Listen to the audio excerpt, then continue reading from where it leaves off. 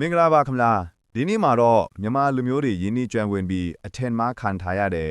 အပင်တစ်မျိုးအကြောင်းကိုသိပ္ပံနည်းကျလေ့လာထားတဲ့အဖြေတွေနဲ့တကွဖွန်ထုတ်တင်ဆက်ပေးသွားမှာပဲဖြစ်ပါရဲ့အဲ့ဒါကတော့ကွမ်းရွက်ပါအားလုံးပဲမင်္ဂလာပါခင်ဗျာတူတာထွေလာ YouTube Channel ကနေပြန်လည်ကြိုဆိုလိုက်ပါတယ်ခင်ဗျာမြန်မာဒလိမှာကွမ်းရွက်ကိုကွမ်းရာဆိုတဲ့ယောဂထွက်စေတဲ့အရာတစ်ခုရဲ့အစိတ်အပိုင်းဖြစ်တာမြင်ကြပါတယ်ဒါမှမဟုတ်အမှန်တရားကတော့ကွမ်းရွက် bitter leaf ဟာရှေးရခင်တွေကအထုံးဖြူခဲ့တဲ့အစွမ်းထက်တဲ့ယူရဆဲတလာဖြစ်တယ်ဆိုတာတင်သိပါရဲ့လားဒီဗီဒီယိုမှာ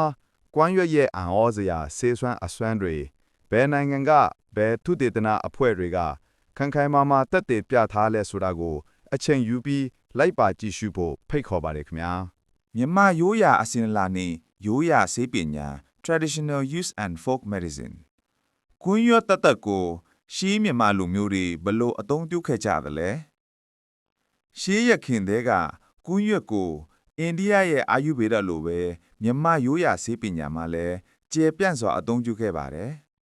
ကတွင်းတန်ရှင်းစေဖို့အဓိကအားဖြင့်ကတွင်းအနှံ့ဆိုးပြောက်စေဖို့တဘုံခိုင်မာစေဖို့နဲ့အစာစားပြီးနောက်အစာချေဖက်မှုကိုလှုံ့ဆော်ပေးလေစီးဖန်ဝင်အစာချေအကူပစ္စည်းအဖြစ်သုံးခဲ့ကြပါတယ်ရိုးရာကူတုံးမှကွမ်းရွက်ကိုကြိတ်ချေပြီးအပူပေးကရင်ဘက်ပေါ်ကတ်ချင်းဟာချောင်းစိုးရင်ကျက်ယောဂတွေအထက်အေးမိခြင်းကိုတက်တာစီတဲ့ရိုးရာကူတုံးတစ်ခုဖြစ်ပါတယ်အနာကျက်မြန်စီခြင်းအရွက်ကိုထောင်းပြီးအနာအပူလောင်တရာညံ့ရောင်ရမ်းနေတဲ့နေရာတွေမှာအုံပေးရင်အနာကျက်နှုံးကိုမြန်ဆန်ပြီးပိုးဝင်ခြင်းကိုကာကွယ်ပေးတယ်လို့ယုံကြည်ခဲ့ကြပါတယ်ပြောခဲ့တဲ့အကျိုးကျေးဇူးတွေဟာရိုးရာအစဉ်လာအရာလက်ဆင့်ကမ်းလာဖြစ်ပေမဲ့ဒီနေ့ခေတ်မှာတော့သိပ္ပံနည်းကျလေ့လာမှုတွေကနေဒီအချက်တွေကိုတိတိကျကျအတည်ပြုလာကြပါပြီသူတေသနာပြုလုပ်ခဲ့သောနိုင်ငံနဲ့အဖွဲ့အစည်းများ research findings and institutions ကွမ်းရွက်ရဲ့အစွမ်းကိုဘသူတွေကဘလို့ခိုင်မာတဲ့သူတေသနာတွေလုပ်ခဲ့လဲဆိုတာကြည့်ရအောင်ကွမ်းရွက်ဟာအာရှရဲ့အဓိကဆေးဖက်ဝင်အပင်ဖြစ်တာကြောင့်အိန္ဒိယမလေးရှားနဲ့ထိုင်ဝမ်နိုင်ငံတွေကထိပ်တန်းသူတေသနာအဖွဲ့တွေဟာနှစ်ပေါင်းများစွာလေ့လာခဲ့ကြပါတယ်Indian Institute of Chemical Biology IICB အိန္ဒိယနိုင်ငံရဲ့သုတေသနအဖွဲ့ကကွမ်းဆယ်ကာကွယ်ခြင်း anti-cancer ကွမ်းရွက်ဟာသွေးကင်ဆာ CML အပါအဝင်ကင်ဆာဆဲတွေကိုရွေးချယ်ပြီးဖျက်ဆီးနိုင်ကြောင်းတိကျတဲ့ molecules လေ့လာတွေ့ရှိကြပါတယ်University of Malaya UM မလေးရှားနိုင်ငံအဖွဲ့ကလည်းပိုးသက်ခြင်းနဲ့ရောင်ရမ်းမှုလျှော့ချခြင်းခတွင်းအတွင်းမှိုနဲ့ဘက်တီးရီးယားများကြီးထွားမှုကိုဟန့်တားနိုင်ပြီးရောင်ရမ်းမှုကိုတတ်တာစေတဲ့စွမ်းရည်ကိုအတည်ပြုခဲ့လေထို့အပြင်အခြားသောသူတေသနာအဖွဲ့အစည်းအတော်များများကလည်းကွမ်းရွက်ရဲ့အကျိုးကျေးဇူးတွေကိုတွေ့ရှိခဲ့ကြပါတယ်ဒီတွေ့ရှိချက်တွေဟာကွမ်းရွက်ကိုရိုးရိုးဆေးတကူတဲ့အဖြစ်မဟုတ်ပဲခက်မီဆေးဝါးထုတ်လုပ်ရေးမှာအသုံးပြုနိုင်တဲ့ဆေးစွမ်းကောင်းတစ်ခုအဖြစ်တတ်မှတ်နိုင်မှုအတွက်ခိုင်မာတဲ့သက်သေတွေပဲဖြစ်ပါတယ်ခင်ဗျာ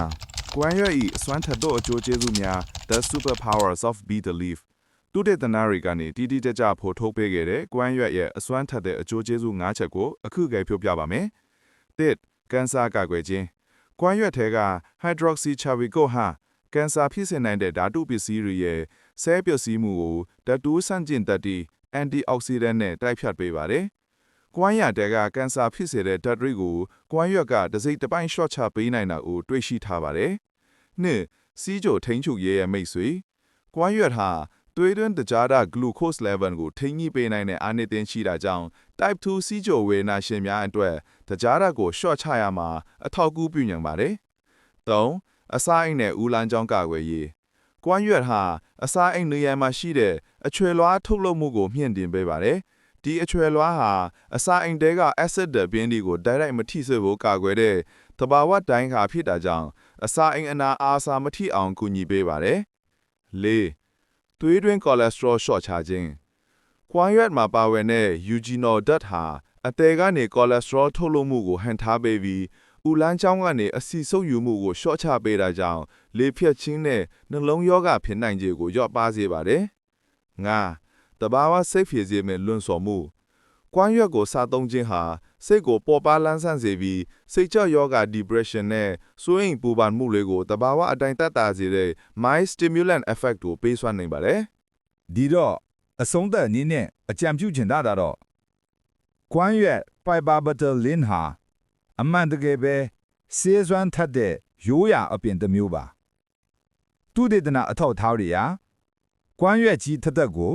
စနစ်တကျအသုံးပြုမယ်ဆိုရင်ခံတွင်းကျန်းမာရေး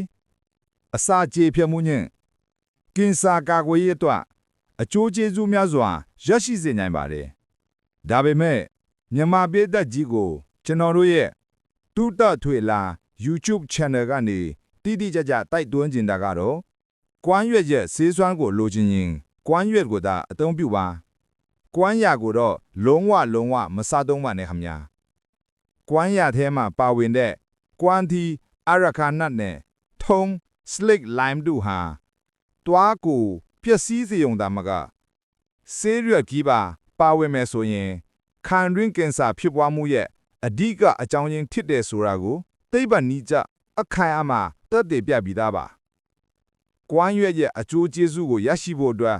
တင့်ကျမ်းမာရေးကိုစွန့်လွတ်เสียမလိုပါဘူးဒီဗီဒီယိုကနေကွမ်းရွက်အကြောင်းဘူးတူတာတွေရရှိခဲ့မယ်လို့ယုံကြည်ပါတယ်ကျမ်းမာပျော်ရွှင်တဲ့ဘဝတွေကိုပိုင်ဆိုင်နိုင်ကြပါစေလို့ဆုတောင်းပေးရင်းအဆုံးသတ်လိုက်ပါတယ်ခင်ဗျာ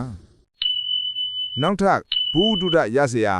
ကျမ်းမာရေးနဲ့ဆိုင်တဲ့ဗီဒီယိုတွေကိုကြည့်ရှုဖို့ကျွန်တော်တို့ရဲ့